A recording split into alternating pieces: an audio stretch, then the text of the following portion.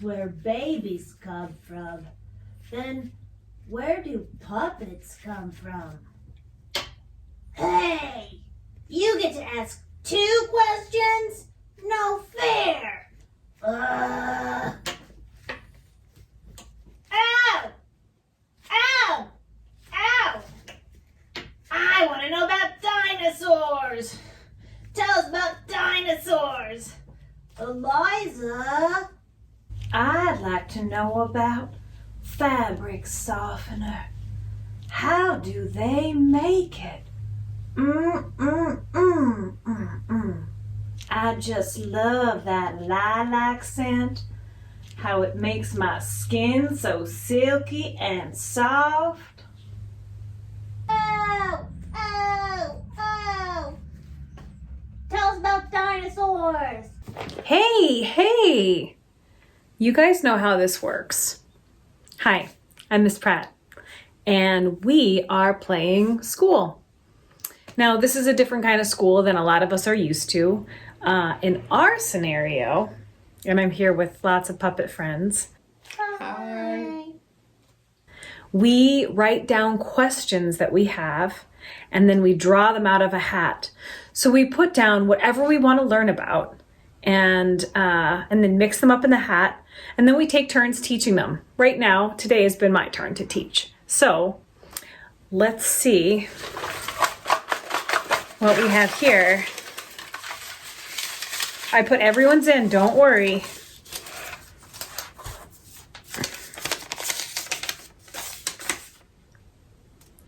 How do you tell a good story? Okay, was that yours, Gentle?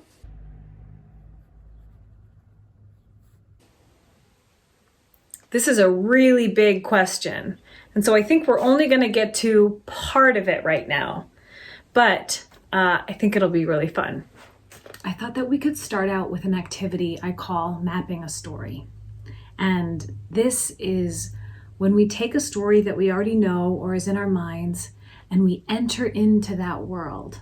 And then we draw a map of where the story starts and where it progresses. And as we go through it, we imagine that we're really in there. So we can take a favorite of mine, Little Red Riding Hood. Yeah, you like it too. Okay, yeah, it's a little scary, but we start out in the mother's cabin. So this is where Little Red Riding Hood lives. And while we're in there, I just want to imagine that we're Little Red Riding Hood and we're waking up. And what does it feel like in there? Lots of wood. Okay, it smells like bread because her mom is baking bread for her grandmother. That's right. She wakes up and she is given a basket by her mother. Okay, now how does she feel right now? Yeah, she's excited. She's excited to go see her grandmother. There we go. And she walks out into the woods. Now she's probably played in the woods a lot, so it's very familiar to her. Yeah, probably smells a little bit like Christmas trees. What time of year is it?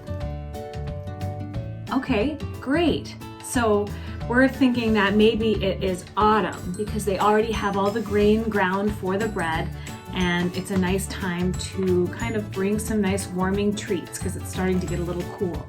You know what? I'm gonna draw a fire coming out of the cabin there. So you can smell the smoke in the air, and now Little Red Riding Hood is in the forest and she's pulling her hood over her head. Makes sense that it would be autumn because she's probably a little chilly. And she's walking through the forest and she can hear the birds. Yeah, she can hear the birds. She can still smell a little bit of that smoke from the chimney. Now, her mom told her not to talk to any strangers along the way. She's probably not that used to seeing strangers along the way anyway, so maybe that was a surprising thing for her. She starts walking. And what does she see along the way? Oh, a river. You think she crosses a river? Okay, let's change colors here. Here we go. She crosses a river. Yeah, so this is kind of her magical world. Do you think this is the first time she's gone to Grandma's house? No, but maybe not a bunch of times. Maybe it's still kind of a special occasion. So she's being pretty careful. So she crosses the river, and let's see this bridge. Yeah. I think she holds her breath over the bridge. Sometimes I do that. Depends on how long the bridge is. Yeah, you do that too. Okay. And she walks, what does it look like now? Through an open field. Oh, I love that idea. Okay, so she's walking through an open field. And in the open field, maybe she sees some flowers. Maybe just for a moment, she's kind of taken with what's happening around her, because she doesn't really notice that here in this open field where it's beautiful and she's proud of herself for crossing the river, she meets this wolf. Okay? So this is a moment, right? So she meets the wolf, and maybe she's a little bit nervous, but she's also kind of excited too. She's just done something brave. She just crossed the river, and maybe Little Red gives him a little too much information. She even goes as far as to describe Grandma's house because she's so excited to see Grandma that she can't help but say, and Grandma's house is so beautiful, and what does it smell like inside? It always smells like cookies. So Little Red is feeling pretty happy about all this, and she skips off. And when she gets to the house, to Grandma's cottage, oh, and it's gonna smell like cookies. She's so excited. And she goes inside, and she's really, really happy about it. But it doesn't smell like cookies. And this is where it's really good to enter the world of a story, because you start to get a sense of yourself as the character. Why is this strange? And as you're going through it and as you're telling people, right, you are experiencing it as well. And so this is what makes a story even more palpable. It's what makes a story alive. And so you're connecting with the audience. And here we are, Little Red Riding Hood, opening the door, and something doesn't feel right. She's been thinking about Grandma's house for a long time as she's been walking through the woods. The lights are off, and Grandma's in bed, and it doesn't smell the same as it smells.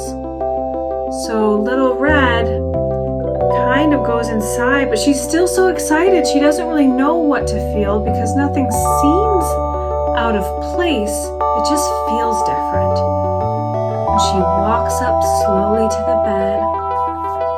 And here we are inside the cabin here. And here's the bed.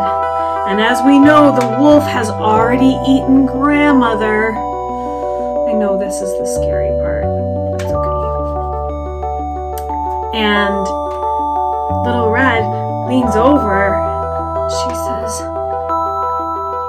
"Oh, hi, Grandma. Well, what big eyes you have." And she can't even imagine that anything bad has happened because she's just walked through this amazing forest, and she was so happy to come to Grandma's house. And Grandma, looking back up, and it's actually the wolf. "The better to see you with, my dear."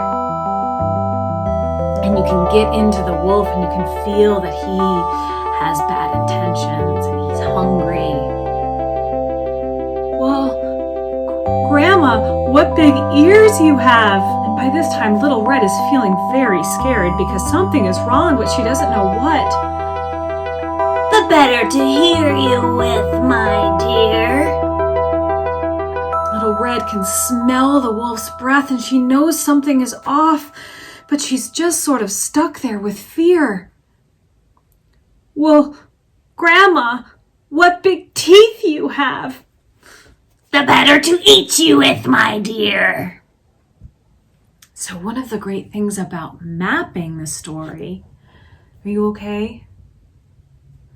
Is that we can enter into it and feel what the characters are feeling. And then when we're telling the story, that helps come through. And it's also really fun to draw maps. You can see it's very rough, and really it was just helping give me ideas. So we're going to keep working on this one and maybe go over a couple other elements of story. Dinosaurs. Maybe we'll start talking about dinosaurs soon. Thanks so much for watching. Subscribe to the YouTube channel. Bye.